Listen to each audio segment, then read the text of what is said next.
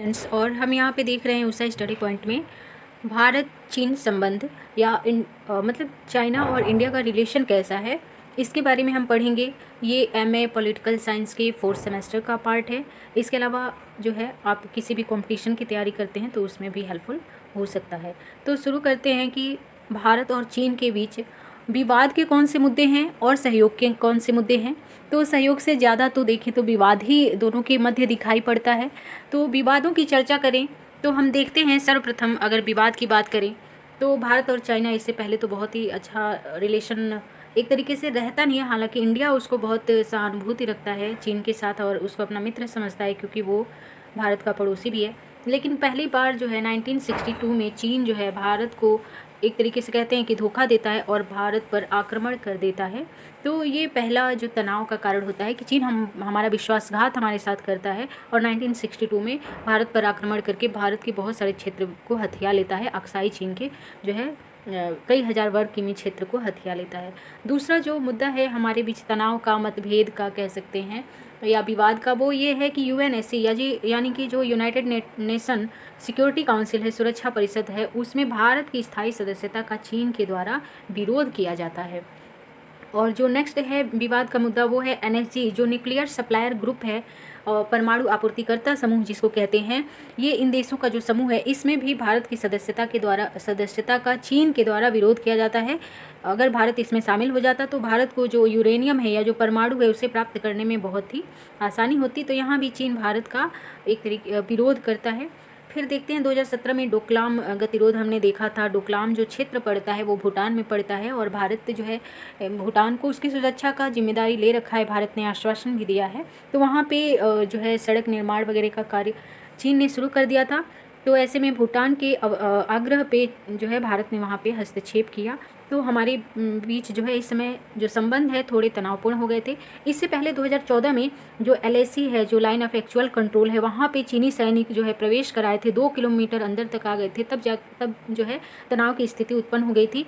और अभी देखिए 2020 में तो जो गलवान घाटी है, जो जम्मू कश्मीर का जो क्षेत्र है, वहाँ पे चीन ने जो है चीन के साथ झड़प हो गई, क्योंकि वहाँ चीन ने हस्तक्षेप किया, हमला किया। हमारे 20 से अधिक जवान भी शहीद हो गए थे। तो इससे जो है भारत और चीन के बीच एक बार फिर से तनाव जो है बढ़ गया था।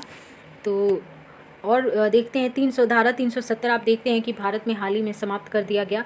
और जो है तो इस पर चीन को बहुत ही ज़्यादा आपत्ति थी। चीन ने आपत्ति करते हुए ये कहा कि जो कश्मीर और लद्दाख जो है इनको केंद्र शासित प्रदेश बनाया गया। तो चीन की ये आपत्ति है कि लद्दाख को वो अपना क्षेत्र मानता है।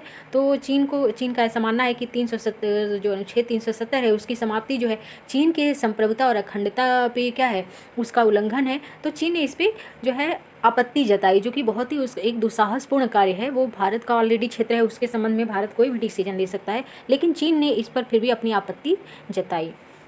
फिर जो मेन मुद्दा है वो है ओबोर एंड CPEC। ओबोर यानी one belt one road initiative है चाइना का, जो सड़क और जल मार्ग द्वारा एशिया, अफ्रीका और यूरोप इन सबको क्या करता है, जोड़ता है। तो चीन ने इसमें भारत को भी बुलाया था शामिल होने के लिए, लेकिन भारत ओबोर का यानी one belt one road initiative का जो है विरोध इसलिए करता है, इसलिए समर्थन नहीं कर रहा है, शामिल नहीं हो रहा है, क्योंकि जो CPEC है यानी चाइना पाकिस्तान इकोनॉमिक जो कॉरिडोर है वो पाकिस्तान के रास्ते होके बन रहा है। तो वो पाकिस्तान में जो पाक अधिकृत कश्मीर है, ठीक है, जिसको POK बोलते हैं, पाक अधिकृत कश्मीर बोलते हैं, जो कि भारत जिसे अपना हिस्सा मानता है, ये रोड उस हिस्से से जाते हुए बनी है। तो ओबोर को एक्सेप्ट करने का मतलब है कि भारत जो है अपने क्षेत्र पे चीन या पाकिस्तान के नियंत्रण को क्या करता है, स्वीकार करता है। तो एक तरीके से ये भारत की संप्रभुता पे जो है खतरा है, इसलिए Bharat one belt one road initiative में पार्टिसिपेट नहीं करना चाहता है, क्योंकि पाक अधिकृत कश्मीर से होके ये CPEC गुजरता है। भारत विरोधी आतंकवाद पर चीन का पाकिस्तान को समर्थन। तो जो चीन है वो पाकिस्तान को हर तरीके से समर्थन करता है भारत के विरुद्ध। पूर्वोत्तर राज्यों में आतंकी संगठनों के द्वारा चीन को न केवल आर्थिक सहयोग दिया जाता है बल्कि प्रशिक्षण दिया जाता है, चाहे वो नागा विद्रोही हो, चाहे वो असम का उल्फा आतंकी संगठन हो। तो इन्हें जो है चाइना द्वारा समय पर सहयोग दिया जाता है, उकसाया जाता है भारत के विरुद्ध। चीन द्वारा पाकिस्तान को जो है भारत के विरुद्ध परमाणु हथियार भी प्रदान किया गया है, जिन सब मुद्दों पे भारत को आपत्ति है और इन्हीं मुद्दों को लेकर तनाव भी है एक दूसरे के बीच। फिर हम देखते हैं कि हिंद प्रशांत क्षेत्र में क्वाड के गठन पर चीन की आपत्ति है। तो जो हिंद प्रशांत महासागर क्षेत्र है, इसमें जो है शांति स्थापित करने के लिए और अंतर्राष्ट्रीय कानूनों का पालन करने के लिए क्वाड का गठन किया गया है, भारत, अमेरिका, ऑस्ट्रेलिया और जापान के द्वारा मिलकर। यानी ये 4 देशों का जो है एक संगठन है जो कि हिंद प्रशांत महासागर में शांति का समर्थन करते हैं और अंतर्राष्ट्रीय कानूनों के पालन का समर्थन करते हैं। तो इसे चाइना जो है चीन विरोधी संगठन मानता है। वो सोचता है कि ये चीन को घेरने की नीति है भारत की या अमेरिका की कोई चाल है। तो चीन को इस संगठन से क्या है, उसके अंदर असंतोष है या उसको आपत्ति है कि ये प्रयास जो है चीन को घेरने के लिए किया जा रहा है।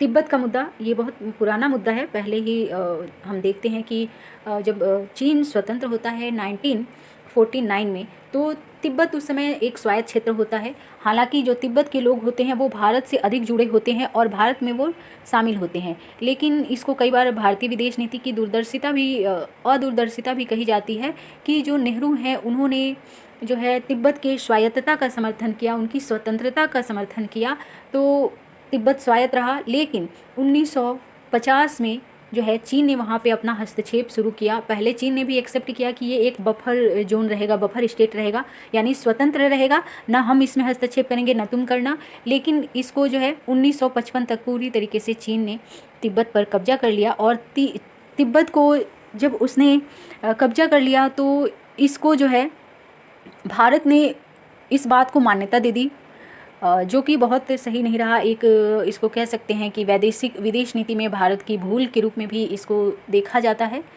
तो तिब्बत के मुद्दे पे जो है भारत और चीन में मतभेद रहता है। फिर जो तिब्बत के नेता हैं, आध्यात्मिक नेता दलाई लामा, उनको भारत ने जब शरण दी तो चीन ने इसको कहा कि ये पंचशील समझौते का भी एक तरीके से उल्लंघन है, क्योंकि वो तिब्बत को अपना क्षेत्र मानता है तो उसे अपना आंतरिक मामला मानता है। ऐसे में भारत को तिब्बत के मामले में कोई हस्तक्षेप नहीं करना चाहिए या तिब्बत के नेताओं को शरण नहीं देना चाहिए, ऐसा चीन का मानना है ना।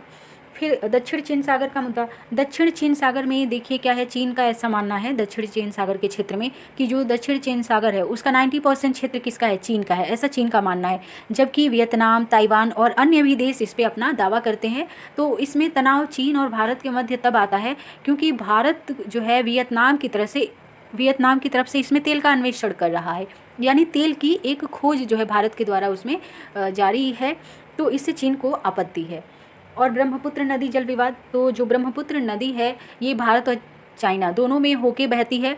तो चीन के द्वारा इसमें जो है तिब्बत में ब्रह्मपुत्र नदी पे एक बांध बनाया जा रहा है, जिससे क्या होगा, उस बांध को बनाने से जो ब्रह्मपुत्र नदी का जो जल है वो बाधित होगा पूर्वोत्तर राज्यों में आने से, जिससे पूर्वोत्तर राज्यों में जल की जो है कमी हो सकती है या बाधा पहुंच सकती है। तो इस पे भारत की आपत्ति है। तो इन सभी मुद्दों को लेकर के क्या है, भारत और चाइना में विवाद देखने को मिलता है।